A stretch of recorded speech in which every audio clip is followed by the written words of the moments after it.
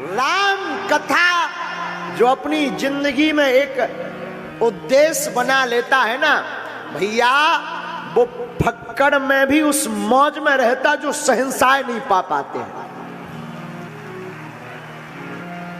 फक्कड़पन में एक एक चौपाई गूढ़ है, एक एक चौपाई, एक चौपाई पर बोला जाए तो जिंदगी गुजर जाएगी, पर वो चौपाई पूर्ण नहीं होगी। इसलिए भैया जितने भी यहां बैठे हैं ना, कक्का हरो, हमारा निवेदन है, पूछो का, सुबह नहीं तो शाम रोज 5 चौपाई पढ़ना प्रारंभ कर दो, आपकी जिंदगी में हर प्रश्न का उत्तर मिलना प्रारंभ हो जाएगा। जितने भी युवान बच्चे पढ़ने वाले बैठे हैं ना, विद्यार्थी कौन कौन है पढ़ने वाले हो ना? अच्छा, कई बार अटक जाते हो ना? अच्छा, याददाश्त की बड़ी दिक्कत होती है ना? होती है ना? याद नहीं रहता, होता है ना? सुनो, आज ही गांठ बांध लो, हम 12वीं तक पढ़े हैं और बीए प्राइवेट करे हैं, लेकिन स्कूल ही नहीं गए ढंग से। जाते थे तो मास्टर कह देते थे तुम मत पढ़ो, गए हैं कम गए, क्योंकि हम जैते से वही शुरू हो जाते तो हस्तरेखा, गड़बड़ हो जाता था सब। मास्टर कहते थे तुम मत आया करो, हमने कहा नाम कट जाएगा, बोला तुम्हारा नहीं कटेगा। हमें पेपर के दिन याद रहता था कि आज जो है अर्थशास्त्र का पेपर है। लोग हमसे पूछते थे 11वीं के बाद कि आप काहे से पढ़ रहे हो, तो हम कई बार आर्ट को साइंस कह देते थे और साइंस को आर्ट कह देते थे। लेकिन सच बता रहे, व्यासपीठ से झूठ नहीं बोल रहे। हमने रामायण रोज पढ़ी अपनी माता जी की आज्ञा से, आज तक कभी भी फेल तो ठीक है, डिक्टेंशन तो ठीक है, आज तक 60% से कभी कम मार्कशीट नहीं बनी। रुको तो 12वीं का तो पूछो, 12वीं में ये भाई साहब 70 पर 4 74% लेकर आए हैं। उसमें क्या बोलते हैं, वो कौन सी परीक्षा होती? बोर्ड की परीक्षा। रुको, भाग्य को भूत कमाता है। 5000 रुपया उस वक्त हमको प्रिंसिपल दिए रहे, क्योंकि हम फर्स्ट आए रहे। अभी रुको तो, अब पूछो पेपर कैसे भैया? हम जाते थे तो राम लिख के सीताराम, तुम मत लिखना। एक CSE साहब थे, वो चेकियर, वो बोले महाराज जी राम मत लिखा करो। हमने कहा क्यों?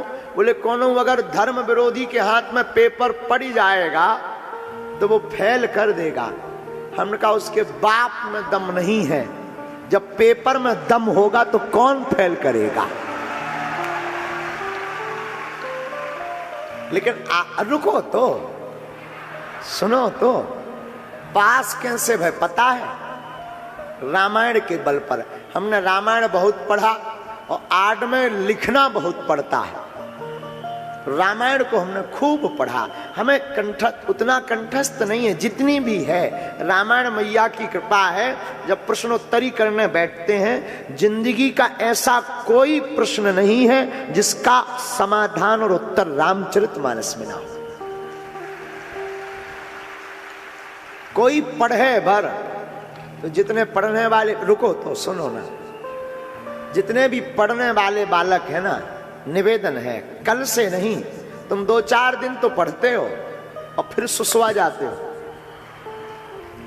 मतलब सो जाते हो, और रोज प्रण करते हो कि आज तो 6 बजे उठेंगे ही उठेंगे। अलार्म लगा लेते हो मोबाइल में भी, और 6 बजता है तो लगता 5 मिनट और सो लें, का बिगड़ जाएगा। और 5 मिनट के लिए अलार्म बंद करा तो सीधे 10 बजे खुला थे। हाँ जी या ना जी? होता है ना ऐसा? रात को 5 चौपाई पढ़ो। कितनी?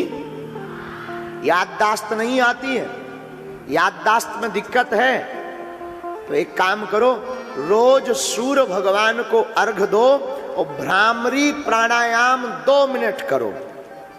जो पढ़ लोगे वो दिमाग में भर जाएगा।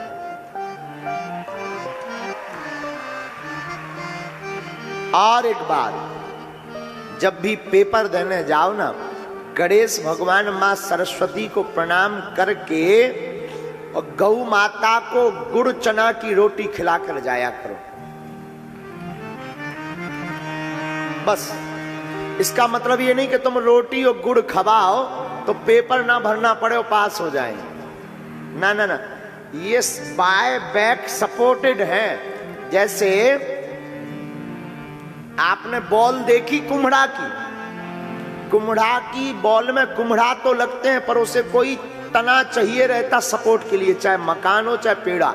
हाँ या ना बोलो।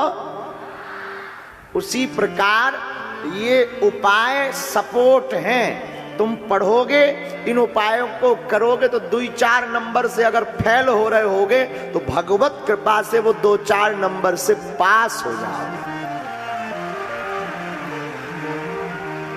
इसलिए क्या पढ़ो?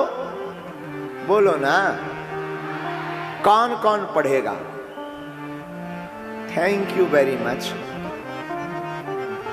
क्योंकि आजकल रामायण साल भर में एक बार खोली जाती है, दिवाली पर, और फटकार के फिर धर देते हैं। और पहले के जमाने में जब ये टीवी और बीबी कम चलती थी, तब रोज शाम को बयारी करके दादाजी मोटा चश्मा लगाकर बैठते थे, पूरा परिवार बयारी करके बैठता था। ठंडी में गुड़ीसे में आगी जल रही और रामायण रखी, पढ़ रहे हो सब, कोई कुकर रहा, रजाई ओढ़े और दादाजी पढ़ रहे, प्रातः काल उठ के रघुनाथा, मात पिता गुरु ना वही माथा। राम जी महाराज प्रातः काल उठ करके माता पिता गुरु को प्रणाम करते तो सब बच्चे पढ़ते थे। अब आजकल वो टीवीएन में चल गओ, देवरानी जेठानी सास बहू ढिसुम ढिसुम।